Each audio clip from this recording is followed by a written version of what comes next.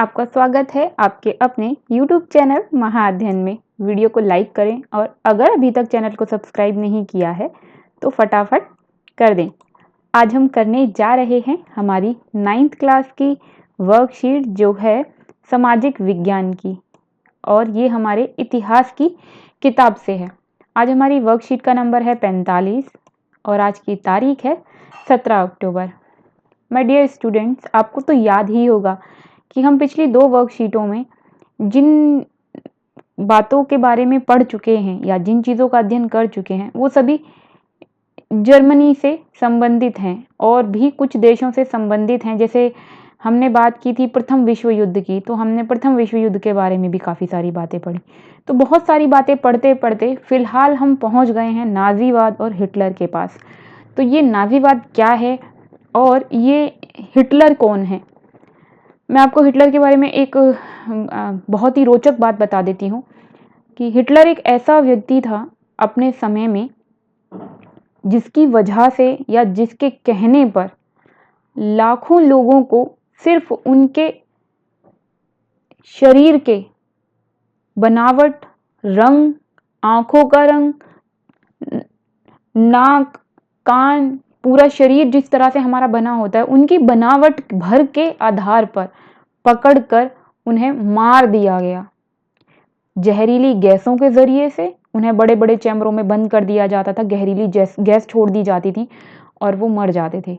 इसके अलावा एक दूसरा तरीका जो वो इस्तेमाल करते थे, उस तरीके का नाम था कि लोगों को पकड़कर, और जैसे हम आजकल सुनते हैं ना इलेक्ट्रिक चेयर से किसी को अगर डेथ की पनिशमेंट मिलती है तो क्या करते हैं, पहले फांसी दी जाती थी लेकिन अब इलेक्ट्रिक चेयर का इस्तेमाल करते हैं, इलेक्ट्रिक से उसको राख कर देते हैं, मतलब उसकी डेथ हो जाती है उसके बाद, कहने का मतलब जो है। और आजकल जैसे हम बात कर रहे हैं कोरोना की, कोरोना चल रहा है, हम सब जानते हैं। तो कोरोना के जो पेशेंट हैं जिनकी डेथ हो जाती है तो उनसे लोगों को संक्रमण ना फैले, तो ऐसे लोगों की बॉडी को कई बार जो है आपने सुना होगा कि हॉस्पिटल घर वालों को सौंप नहीं रहे, वो खुद उसका क्रियाक्रम कर रहे हैं। तो वो क्या करते हैं, वो इसी तरह से इलेक्ट्रिक के ज़रिए से उस बॉडी को राख बना देते हैं। तो ये तरीका जो आज हम ऐसी चीज़ों के लिए अपनाते हैं, और तब अपनाते हैं जब इंसान मर चुका है या उसे मृत्यु की सज़ा दी गई है। इस तरीके का इतनी सालों पहले, सोच के देखिए आप, 1900 के शुरुआत में जब आज हम 21वीं सदी में जी रहे हैं और ये 20वीं सदी का एक तरीके से कहें तो शुरू के अगर 25-30 सालों की बात करें, उसके अंदर आप इन सब तरीकों को देखते हैं। 1918 के बाद से लेके आप करीब अगर जाएंगे तो 1930, 32, 33 तक जब पहुंचेंगे तो 1930 के दशक से लगा लीजिए, वहाँ से लेकर आप 1900 करीब 45 तक का या 42 तक का टाइम पीरियड लगा लीजिए। करीब 10-12 साल जो है वो जर्मन के लोगों के लिए इतने दहशत भरे और इतने बुरे बीते। तो हम बात कर रहे हैं ऐसे एक व्यक्ति की। आपने सुना होगा ना, जैसे हम किसी व्यक्ति के बारे में कहते हैं ज़्यादा हिटलर मत बनो, तो मतलब हम उस व्यक्ति को हिटलर बोलते हैं जो अपनी अपनी चलाता है, लेकिन सिर्फ अपनी चलाने भर तक का व्यक्ति नहीं था हिटलर। हिटलर का नाम हम बहुत सारे संदर्भों में जो है वो बुला सकते हैं या कह सकते हैं। शायद ही कोई व्यक्ति हिटलर के बराबर या हिटलर से ज़्यादा क्रूर हो सकता है। तो ऐसे व्यक्ति के बारे में आज हम पढ़ने जा रहे हैं। तो सबसे पहले हम बात करें कि हिटलर का उदय कैसे हुआ, या कहें कि हिटलर था कौन। तो हिटलर एक जर्मन सेना में सिपाही था। आपको पता है प्रथम विश्व युद्ध हुआ, हमने पिछली जो वर्कशीट में पढ़ा वो ये पढ़ा कि विश्व युद्ध हुआ, प्रथम विश्व युद्ध में जर्मनी की भी हार हुई। हमने देखा यूरोप के जो बहुत सारे देश आपस में लड़ रहे थे, 2 शक्तियों में बट गए, मित्र राष्ट्रों में और धुरी शक्तियों में या केंद्रीय शक्तियों में बट गए और आपस में उनमें युद्ध हुआ। फाइनली जो लोग हार गए, या ये कहें जो देश हार गए, उसमें जर्मनी शामिल था, और हारने के जो कीमत चुकानी पड़ी वो जर्मनी को बहुत महंगी पड़ी। जर्मनी ने वैसे भी ये युद्ध जो है कर्जा लेकर जीता था और उसके बाद उस कर्जे को वापस भी करना था, लेकिन अब क्योंकि जर्मनी हार गया तो हारने के बाद कुछ जीता तो नहीं वो, तो उसके पास कहीं से धन संपदा नहीं आई, उल्टा उसे और हर्जाने के रूप में देनी पड़ी। उसके जो कीमती जगहें थी, यहाँ पे उसकी खदानें थीं, कोयले की खदानें, लोहे के भंडार थे, वो सब जगहें भी जो है जो देश जीत गए थे उन्होंने छीन ली। तो जर्मनी के पास आमदनी के जरिए तो रहे नहीं, सेना भी छीन ली गई। इतनी बुरी स्थिति थी जर्मनी की। तो अब हम जानते हैं कुछ और बातें। आपको याद होगा हमने वाइमर के बारे में भी पढ़ा था कि वाइमर नाम की जो जगह थी जर्मनी की, जब हम बात कर रहे हैं, वहां पे गणतंत्र था। वाइमर गणतंत्र के नाम से जर्मनी में वाइमर नाम से जैसे गणतंत्र का नाम था वाइमर गणतंत्र, मतलब कुल मिलाकर जर्मन में जो शासन प्रक्रिया थी वो गणतंत्र थी। जैसे हमारे यहाँ आज भारत में लोकतंत्र है, लोकतांत्रिक गणतंत्र है, बिल्कुल ऐसे ही तब वहां पर गणतंत्र था। लेकिन हार के बाद उस गणतंत्र को खत्म करके एक दूसरे तरीके का शासन लागू किया गया। किसके द्वारा? हिटलर के द्वारा। लेकिन हिटलर वहां तक पहुंचा कैसे, कि उसके पास इतनी पावर आई कैसे कि गणतंत्र को खत्म करके उसने एक नई शुरुआत की या नए तरीके का शासन लागू किया, या हिटलर शाही जिसे आज हम कहते हैं, सैनिक शाही जिसे हम आज कहते हैं, सैनिकवाद के नाम से भी जानते हैं, मिलिट्री शासन के नाम से जानते हैं, सब हुआ कैसे। तो आज हम वो पढ़ने जा रहे हैं। तो जब जर्मनी हार गया प्रथम विश्व युद्ध में, मैं आपको रिपीट करती हूँ, प्रथम विश्व युद्ध 1914 से 1918 तक चला, मतलब करीब 4 साल या 5 साल का जो टाइम पीरियड है वो हम इस युद्ध में देखते हैं, जिसे प्रथम विश्व युद्ध के नाम से जानते हैं। और उस युद्ध में जर्मनी हार गया, और उसी हारने वाली सेना में हिटलर एक सिपाही था। तो हार के बाद सेना तो भंग कर दी गई, तो अब सिपाही तो वो नहीं रहा। तो आम नागरिकों की तरह उसने अपना जीवन जीना शुरू किया, लेकिन उसके अंदर हार की वजह से बहुत अधिक आक्रोश था। अब पढ़ते हैं आगे। प्रथम विश्व युद्ध में जर्मनी की पराजय हुई और वर्साई की संधि ने उसे और दुखी और आग बबूला कर दिया। किसे? हिटलर को। और हिटलर ने 1919 में जर्मन वर्कर्स पार्टी की सदस्यता ली। ये एक संगठन है, एक ग्रुप है, एक राजनीतिक दल कह सकते हो छोटे स्तर पर। जर्मन वर्कर्स पार्टी यानी दल, उसकी सदस्यता ले ली। और यही पार्टी आगे चलकर, यानी यही राजनीतिक दल आगे चलकर नेशनल सोशलिस्ट पार्टी बन गया। मतलब जब इसका विकास हुआ, या ये कहें कि ये पार्टी जब बहुत ज़्यादा फेमस हो गई, तो इसका नाम बदल के हो गया नेशनल सोशलिस्ट पार्टी, और इसी का शॉर्टकट नाम था नाज़ी पार्टी। चलो तो अब आगे बढ़ते हैं कि नेशनल सोशलिस्ट पार्टी या नाज़ी पार्टी का जो ये महत्वपूर्ण सदस्य हिटलर है, ये कैसे करके सत्ता तक पहुंचा। तो अर्थव्यवस्था की बदहाली, राजनीतिक खालीपन और समाज में गहराते जा रहे संकट ने हिटलर को सत्ता तक पहुंचने का रास्ता दिया। तो कैसे दिया? हुआ कुछ इस तरीके से। आपको याद है कि जर्मनी की हालत बहुत खराब थी, हमने पिछली वर्कशीट में ये पढ़ा। प्रथम विश्व युद्ध में हारने के बाद उस पर जो वर्साई की संधि थोपी गई, और जिस तरीके से उसके अधिकार छीन लिए गए, उसके क्षेत्र छीन लिए गए, सेना हटा दी गई, कर्जा वसूल किया गया उससे, जिसके वजह से वो उस कर्जा भी उसे सोने में चुकाना पड़ा, तो सोने के भंडार खत्म हो गए। अब जर्मनी की स्थिति इतनी बुरी हो गई कि उसने ढेर कागज के नोट छाप डाले, और वो कागज के नोट ऐसे छाप दिए कि $1 में अरबों या लाखों जर्मन का जो मुद्रा थी उसे मार्क बोलते थे, जैसे हमारे यहाँ रुपया होता है, वो इतने सारे होते थे।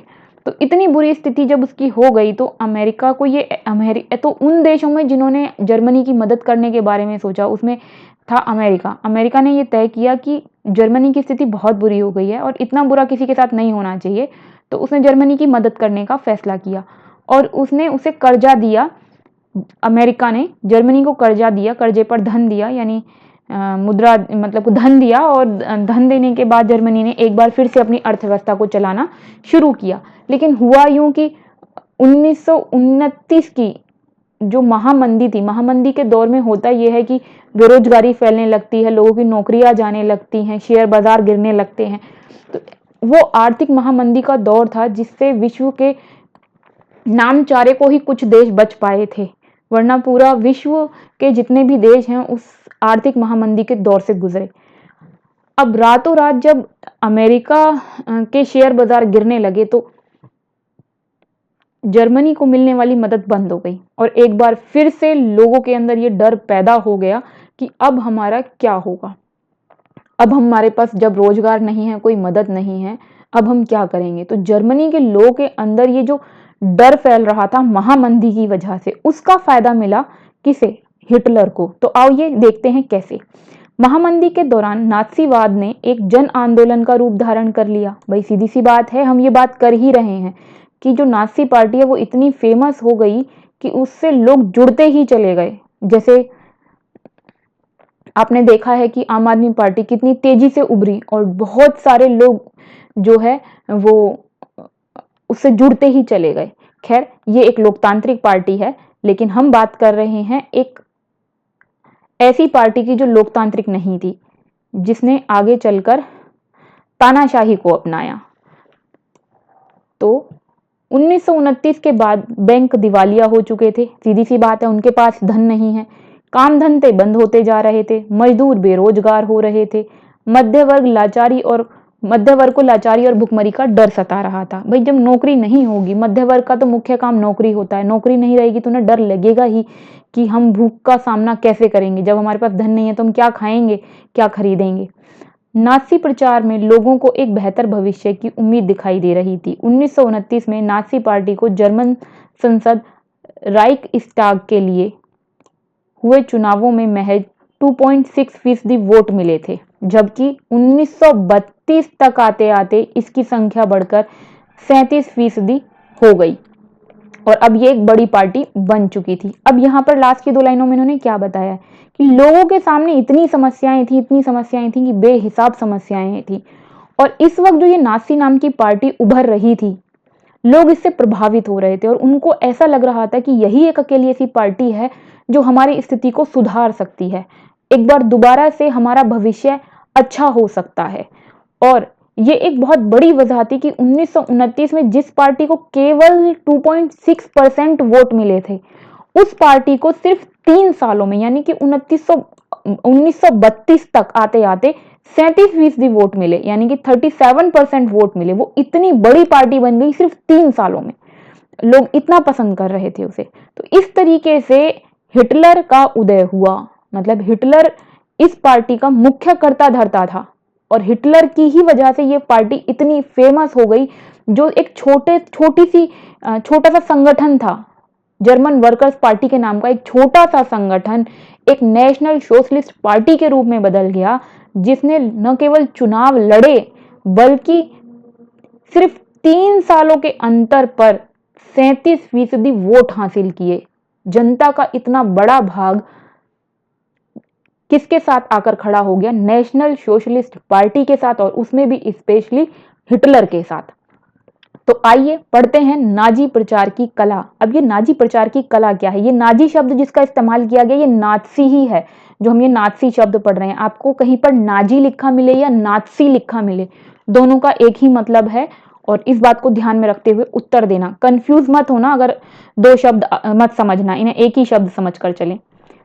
नाजी हिटलर जबरदस्त वक्ता था। नाजी उस व्यक्ति को कहा गया जो नेशनल सोशलिस्ट पार्टी में शामिल है, यानी नात्सी पार्टी में शामिल है, तो उसे नात्सी कहा जाए या नाजी कहा जाए, आप ध्यान में रखिएगा, एक ही बात है। नाजी प्रचार की कला, अगर मैं आपको बिना पढ़े शॉर्ट में बताने की कोशिश करूं या आसान शब्दों में समझाऊं, तो इस पूरे डिब्बे के अंदर, बॉक्स के अंदर हमें यह बताया गया है कि हिटलर इस बात को बहुत अच्छे से जानता था कि प्रचार प्रसार का क्या असर होता है किसी भी व्यक्ति पर, किसी भी समूह पर, और इस बात का फायदा उठाते हुए उसने कुछ खास तरकीबें अपनाई। और उन तरकीबों के साथ साथ हिटलर की एक खास बात यह थी कि वो जबरदस्त वक्ता था, मतलब उसकी बातों में ऐसी लय थी कि जो भी उसे सुनता था ऐसा समझ लेता था कि जो ये कह रहा है बस वही सच है, जो ये कह रहा है वो ये पूरा कर देगा, जो इसने कहा है, जो इसने सोचा है वो होके रहेगा। और हिटलर के बात करने के तरीके की वजह से, उसके बेहतरीन वक्ता होने की ही वजह से, उसके जोशीले भाषणों की वजह से लोग उसके पीछे पीछे चलने लगे, या कहें कि उसके नक्शे कदम पर चलने लगे, यानी कि उसकी पार्टी को और उसको पसंद करने लगे और उसके कहे अनुसार प्रतिक्रियाएं देने लगे और अपना उज्जवल भविष्य देखने लगे हिटलर के शासक बनने में। उन्हें लगता था कि अगर ये शासक बनेगा तो हमारा भविष्य, हमारा जीवन सुधर जाएगा। और यही एक बहुत बड़ी वजह थी कि जब हिटलर ने कहा कि मैं एक जर्मनी को एक शक्तिशाली राष्ट्र बना दूंगा, मैं वर्साई की संधि में जो भी नाइंसाफी जर्मनी के साथ हुई है उसका बदला लूंगा, जर्मनी ने जो अपनी प्रतिष्ठा सम्मान खो दिया है मैं उसे वापस दिलाऊंगा, जो बेरोजगार हो गए हैं मैं उन्हें रोजगार दिलाऊंगा, जो नौजवान हैं मैं उन्हें सुरक्षित भविष्य दूंगा, यानी कि उनके पास रोजगार होगा, जीवन को जीने के सुनहरा अवसर होंगे। जब उसने ये सब बातें कही, क्योंकि वो एक जबरदस्त वक्ता है, उसका भाषण बहुत जोशीला है, तो लोगों को उसकी इन सब कही हुई बातों पर यकीन आ गया, क्योंकि उस समय में कोई इन बातों को बोलना तो दूर, सोच भी नहीं सकता था। जर्मनी इतने बुरे दौर से गुजर रहा था कि वहां के लोगों के लिए ये कल्पना करना भी बहुत मुश्किल था कि हमारे दिन कभी दोबारा इतने अच्छे हो पाएंगे। और इसी वजह से जब हिटलर ने ये बातें कही और पूरे जोश के साथ कही तो लोगों को उस पर भरोसा हो गया। तो चलो देखिए, पढ़ लेते हैं। अपने जोशीले भाषण में एक शक्तिशाली राष्ट्र की स्थापना, वर्साई संधि में हुई नाइंसाफी के प्रतिशोध और जर्मन समाज की खोई हुई प्रतिष्ठा वापस दिलाने, बेरोजगारों को रोजगार, नौजवानों को एक सुरक्षित भविष्य का आश्वासन देता था। कौन? हिटलर। हिटलर ने राजनीति की एक नई शैली अपनाई। वह लोगों को इकट्ठा करने के लिए आडंबर और प्रदर्शन की अहमियत समझता था। देखो कितनी महत्वपूर्ण बात यहाँ पर लिखी है कि हिटलर अच्छे तरीके से जानता था कि प्रचार प्रसार करना, आडंबर यानी कि दिखावा करना, प्रदर्शन करना, लोगों को इम्प्रेस करने के लिए, अपने फेवर में करने के लिए, यानी अपने पक्ष में करने के लिए कितना जरूरी होता है। और इसीलिए उसने एक अलग तरीके का अपना निशान बनाया। आज हिंदू धर्म में जिस हम स्वास्तिक के निशान को देखते हैं वो आज का निशान नहीं है, हम उसे आर्य धर्म का प्रतीक मानते हैं। और स्वास्तिक का निशान आपको पता ही है किस तरीके का होता है। तो ये स्वास्तिक के निशान की जब हम बात कर रहे हैं तो हिटलर ने भी इसे अपनाया और इसे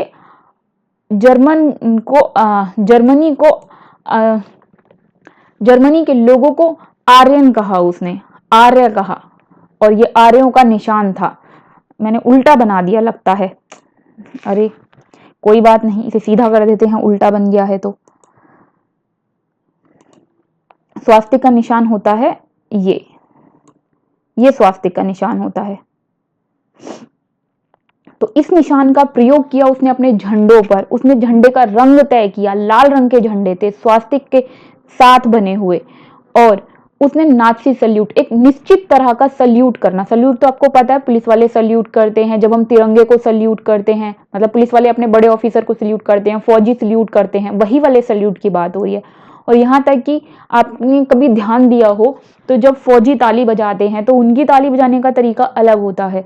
उनकी ताली का, या आप में से कुछ लोग, कुछ बच्चे अगर एनसीसी में होंगे या दूसरी ऐसी जैसे स्काउट वगैरह होती हैं जिसमें होंगे, तो आपने देखा होगा तालियों का बजाने का तरीका अलग होता है। उनकी तालियां कुछ इस तरीके की होती हैं, अगर आप मेरी आवाज सुन पाएंगे तो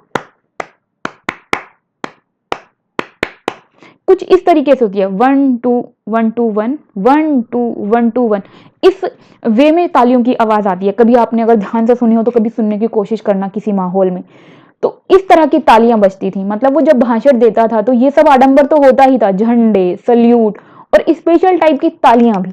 लोग इससे बड़े प्रभावित हुए। तो चलो आगे बढ़ते हैं। अब हम जान चुके हैं कि हिटलर न केवल एक जबरदस्त वक्ता है, जोशीला भाषण देता है, बल्कि वो आडंबर और प्रदर्शन की अहमियत को न सिर्फ जानता है बल्कि उसका उसने इस्तेमाल भी किया। नासियों ने अपने धुआंधार प्रचार के जरिए हिटलर को एक मसीहा, एक रक्षक, एक अवतारी के रूप में पेश किया। उस समाज को अच्छी लगती थी, यह छवि उस समाज को अच्छी लगती थी जिसकी प्रतिष्ठा, गर्व का एहसास चकनाचूर हो चुका था, जो एक भीषण आर्थिक एवं राजनीतिक संकट से गुजर रहा था। तो भाई ये सब बातें हमने अभी अभी पढ़ी कि लोगों को ऐसा लगता था कि जब उसके भाषण को सुनते थे, हिटलर की बातों को सुनते थे कि ये हमारा मसीहा है, अब हमारी दशा को अगर कोई सुधार सकता तो सिर्फ हिटलर, उसके अलावा कोई नहीं। तो चलो ये हमने जाना कि किस तरह से हिटलर का उदय हुआ, कैसे वो एक सिपाही से एक पार्टी का प्रमुख बन गया, एक सिपाही से एक छोटे संगठन का वर्कर बना, छोटे संगठन से कैसे वो बड़ी पार्टी बन गई और उस बड़ी पार्टी का वो प्रमुख नेता बन गया, और किस तरीके से उसने अपनी कलाओं का, भाषण कला का, अपने विचारों का, जो उसके तीव्र विचार थे या उसकी जो उसके अंदर जितना भी आक्रोश था, उसका प्रयोग उसने किस तरीके से लोगों के बीच में किया, ये सब हमने जाना। अब हम जानते हैं कि जर्मन, जहाँ पे वाइमर नाम का गणतंत्र था या जहाँ पर गणतांत्रिक शासन था, कैसे वहां पर गणतंत्र खत्म हो गया और वहां पे तानाशाही यानी हिटलर की तानाशाही या सैन्य शासन की स्थापना हुई। तो चलो आओ अब वो देखते हैं, क्योंकि अब हम जान चुके हैं कि हिटलर की पार्टी एक बड़ी पार्टी बन चुकी है और 30% वोट उसे मिल चुके हैं। तो बाकी सब पार्टियों को वोट मिले होंगे क्योंकि वहां पे लोकतंत्र था, और हम अच्छे तरीके से जानते हैं कि लोकतंत्र में जहां पर एक दलीय दो दलीय शासन है, अगर उन जगहों को छोड़ दें तो बाकी सभी जगहों पर बहुदलीय होते हैं, यानी बहुत सारी पार्टी होती हैं, सबको वोट मिलते हैं, और उसमें सबसे ज्यादा वोट मिल रहे हैं जर्मन की इस नाजी पार्टी को, जिसका मुखिया है हिटलर। तो अब जो घटना घटी उसे देखते हैं। 30 जनवरी 1933 को जो राष्ट्रपति हैं हिडेनबर्ग, उन्होंने हिटलर को मंत्रिमंडल के सबसे शक्तिशाली पद को संभालने के लिए न्योता दिया, यानी कि चांसलर का पद, जैसे हमारे यहाँ पर प्रधानमंत्री का पद होता है, सबसे महत्वपूर्ण पद है वो। तो ऐसे ही मंत्रिमंडल का जो सबसे शक्तिशाली पद है, चांसलर का पदभार, उसे संभालने के लिए, यानी कि जर्मनी के हिटलर को वह पद मिल गया। अब हम बात कर रहे हैं, तब तक नाज़ी पार्टी रूढ़िवादियों को भी अपने उद्देश्यों से जोड़ चुकी थी। हम अच्छे तरीके से जानते हैं, हम पीछे वाली वर्कशीट में पढ़ चुके हैं कि किस तरीके से जो हम बात कर रहे थे कि लोकतंत्र को फेवर करने वाली पार्टी थी और जो दूसरी पार्टियां थी वो आपस में एक दूसरे की कट्टर बन चुकी थी, और वो कभी भी इसी वजह से जर्मनी में हिटलर के खिलाफ एक साथ मोर्चा नहीं खोल पाई। तो जब हम ये सब बातें कर रहे हैं तो हम ये देख रहे हैं कि न सिर्फ हिटलर अपनी पार्टी को बढ़ाता चला जा रहा है, बल्कि दूसरी पार्टियों को भी उसने अपने साथ मिला लिया, दूसरी विचारधारा के लोगों को भी उसने इम्प्रेस करके अपने साथ शामिल कर लिया। तो जो शामिल हो गए उसके अंदर ठीक, और जो शामिल नहीं हुए उन्हें उसने रास्ते से बिल्कुल हटा दिया। अब हम देखते हैं उसने बाकी लोगों को जो उसके साथ खड़े नहीं हुए कैसे रास्ते से हटाया। तो चलो देखते हैं। सत्ता हासिल करने के बाद हिटलर ने सबसे पहले जितने भी लोकतांत्रिक संरचना वाले संस्थान थे या जितनी भी शासन व्यवस्था में लोकतांत्रिक संरचना थी उन सबको खत्म कर दिया, मतलब उसने लोकतंत्र पूरी तरीके से खत्म किया। उसके बाद उसने क्या किया, देखो हमने बात की 30 जनवरी 1933 की, यहां पर देखिए 30 जनवरी 1933 की, 30 जनवरी को उसने पद संभाल लिया है। उसके बाद 28 फरवरी को, यानी कि ठीक एक महीने के अंदर, यानी 28-29 दिन के अंदर उसने एक अग्नि अध्यादेश जारी किया। जैसे अलग अलग अध्यादेशों के नाम होते हैं, उसका उसने इस्तेमाल किया, और उसके इस्तेमाल से उसने क्या किया, अभिव्यक्ति यानी बोलने की, प्रेस यानी कि मीडिया की, और सभा यानी कि जो भी हम मीटिंग्स करते हैं, बड़ी बड़ी मीटिंग्स, उसने उन सभी को अनिश्चित काल के लिए निलंबित कर यानी खत्म कर दिया। उसने कहा कि अनिश्चित काल तक आप ये नहीं कर पाएंगे, और किसके द्वारा, अग्नि अध्यादेश नामक अध्यादेश का प्रयोग करके। उसके बाद हम देख रहे हैं ये 28 फरवरी से 3 मार्च का टाइम है। 3 मार्च यानी कितने दिन हुए, सिर्फ 3 दिन। 28 के बाद आपको पता है 29-30 का तो सीन है ही नहीं, 29 फरवरी हो भी सकती है लेकिन 33 में वो नहीं होगी। तो 3 दिन के बाद ही उसने क्या किया, हिटलर ने 3 मार्च 1933 को विशेषाधिकार अधिनियम, उस अधिनियम का नाम था इनबलिंग एक्ट, इनबलिंग एक्ट का प्रयोग किया, और संसद जो थी, क्योंकि हमें पता है कि जहां पर लोकतंत्र है वहां पे संसद होती है, और जर्मन संसद का नाम था राइक्सटाग, ये हम जानते ही हैं, ऊपर लिखा भी था प्रथम पहले पहरे में, ये रहा जर्मन संसद राइक्सटाग। राइक्सटाग को उसने क्या किया, हाशिए पर धकेल दिया, मतलब खत्म कर दिया, और अध्यादेशों के जरिए से निरंकुश शासन चलाने के सारे अधिकार अपने हाथ में ले लिए। मतलब उसने क्या किया, सबसे पहले पद संभाला, पद संभालने के बाद अग्नि अध्यादेश के द्वारा अभिव्यक्ति, प्रेस और सभा को खत्म कर दिया। फिर उसके ठीक 3 दिन बाद इनबलिंग एक्ट का यूज करके संसद को खत्म कर दिया, और सारे के सारे जो भी राइट थे देश को चलाने के अपने हाथ में ले लिए। और इसके बाद उसने जो महत्वपूर्ण काम किया वो ये कि जितने भी संगठन नाज़ी से यानी उसकी पार्टी से जुड़े हुए थे उनको तो रहने दिया और बाकी सभी पार्टी और यूनियनों को खत्म कर दिया, उन पर पाबंदी लगा दी। ना वो मीटिंग कर सकते थे, ना वो बोल सकते थे, ना वो किसी तरह से रिएक्ट कर सकते थे। अगर वो ऐसा करते थे तो उन पर सैनिक कार्यवाही होती थी और जिसमें उन्हें मृत्यु दंड तक की सजा मिल जाती थी।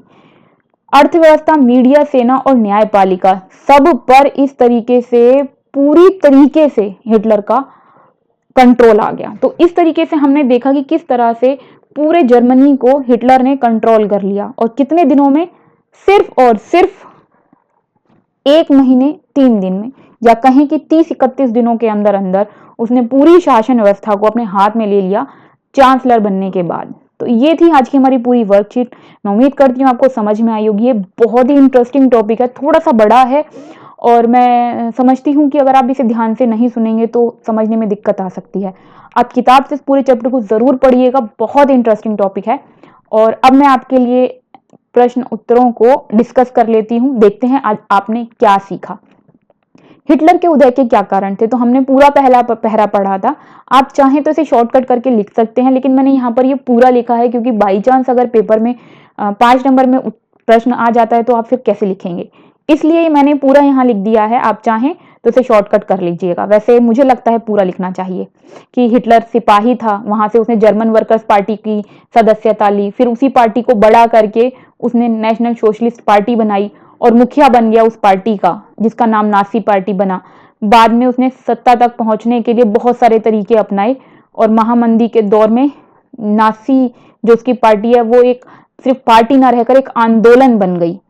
और इस तरीके से हमने देखा कि किस तरीके से लोग जो है नाज़ी के प्रचार में अपना एक उज्जवल भविष्य देखने लगे।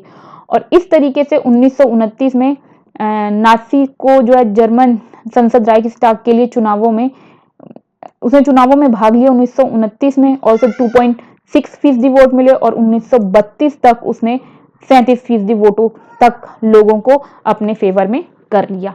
अब हम बात कर रहे थे कि हिटलर ने कौन कौन से वादे किए। तो भाई हमने अभी भी बात की थी, उसने वादे किए कि मैं जर्मनी के अपमान का बदला लूंगा, मैं लोगों को रोजगार दिलाऊंगा, मैं एक सुनहरा भविष्य दूंगा। और उसने ये तमाम वादे लोगों से किए जिस पर हमने बात की थी। तो चलो तीसरा प्रश्न देखते हैं। हिटलर ने कौन कौन से कदम उठाए पूरे देश पर नियंत्रण करने के लिए। तो मैंने आपको बताया ही कि उसने सिर्फ 31 दिनों में पूरा नियंत्रण स्थापित कर लिया जर्मनी पर। 28 फरवरी 1933 को उसने अग्नि अध्यादेश जारी किया और 3 मार्च 1933 को उसने इनबलिंग एक्ट का प्रयोग किया और इस तरीके से उसने पूरे जर्मनी पे अपना कंट्रोल कर लिया। उसके बाद है चौथा प्रश्न जिसमें आपसे पूछा गया है कि क्या मीडिया पर प्रचारित बातों और विचारों से आप प्रभावित होते हैं, कोई एक उदाहरण दीजिए। मैं इसके एक नहीं आपको अनेक उदाहरण दे सकती हूँ कि जो भी मीडिया पे बातें प्रसारित होती हैं उससे हम प्रभावित होते हैं। जैसे आपने देखा होगा कि मीडिया में मीडिया अगर किसी को हीरो बनाना चाहती है तो उसके बारे में अच्छी बातें बोलती जाती है और हम सोचते हैं कि हाँ वो अच्छा है। किसी के बारे में बुरा बोल देती तो हमसे बुरा समझने लगते हैं क्योंकि हम उसके अलावा कुछ सोच ही नहीं पाते। यहाँ तक कि कुछ ऐसे सामान जिनको आपने यूज किया होगा तो आपको बहुत बुरे लगे होंगे, जबकि मीडिया में ऐसे दिखाते हैं उस सामान को इस्तेमाल करते हुए कि अगर आप उसे यूज कर लेंगे तो बस उससे अच्छी कोई चीज ही नहीं है। जैसे लड़कों के लिए फेयर एंड लवली, आप कभी लगा कर देखिए, लड़कियों के लिए फेयर एंड लवली कभी लगा कर देखिए। जब आप लगाएंगे कुछ दिन तो बहुत बढ़िया, 1-2 महीने लगाइए, उसके बाद छोड़ दीजिए। उसके बाद जो आपके चेहरे का हश्र होगा आप ये सोचेंगे कहाँ छुपाएं इसे। क्रीम के बिना आपका चेहरा बिल्कुल अच्छा नहीं लगेगा, आज जितना अच्छा लगता है उससे कहीं ज्यादा बुरा लगेगा। तो जो भी मीडिया पे दिखाया जाता है उनसे प्रभावित हो जाते हैं और सोचते हैं बस यही एक लास्ट ऑप्शन है, बस यही एक सबसे बेहतर चीज है। इसके अलावा और बहुत सारे उदाहरण हैं जिसकी हम बात करते हैं। अगर मीडिया एक बार शुरू हो जाए तो किसी भी इंसान को न्याय मिल जाता है और किसी भी इंसान की दुर्गति भी हो जाती है सिर्फ मीडिया के कारण। क्यों? क्योंकि हम मीडिया के विचार से प्रभावित होते हैं। इसलिए अगर हम मीडिया के विचार से प्रभावित ना हो तो वो कुछ भी दिखाए कोई फर्क नहीं पड़ता। तो मैंने यहाँ पर एक उदाहरण जो दिया है वो दिया है सामान खरीदने का, कि वो अलग अलग कंपनियों का प्रचार जो है मीडिया में आता है और हम उससे प्रभावित होते हैं। तो ये थी आज की प्यारी सी वर्कशीट और बहुत नॉलेज वाली थी। आई होप कि आपको पसंद आई होगी और ये टॉपिक आपको समझ में आया होगा। तो मैं माय डियर स्टूडेंट्स, वीडियो के नीचे आ रहा है एक लाइक का निशान, प्लीज़ उसे लाइक कर दें क्योंकि आपकी लाइक से हमें और अच्छी वीडियो बनाने के लिए प्रेरणा मिलती है, प्रोत्साहन मिलता है। और इसके अलावा वीडियो को शेयर करना बिल्कुल भी ना भूलें, क्योंकि ज्ञान बांटने से बढ़ता है। इसलिए अपनी क्लास के फ्रेंड्स के साथ और दूसरी क्लास के यानी सेक्शंस के फ्रेंड्स के साथ वीडियो को ज़रूर शेयर करें, क्योंकि अगर आपके लिए ये टॉपिक मुश्किल था तो ये टॉपिक उनके लिए भी बहुत मुश्किल रहा होगा, तो उन्हें आसानी से समझ में आएगा।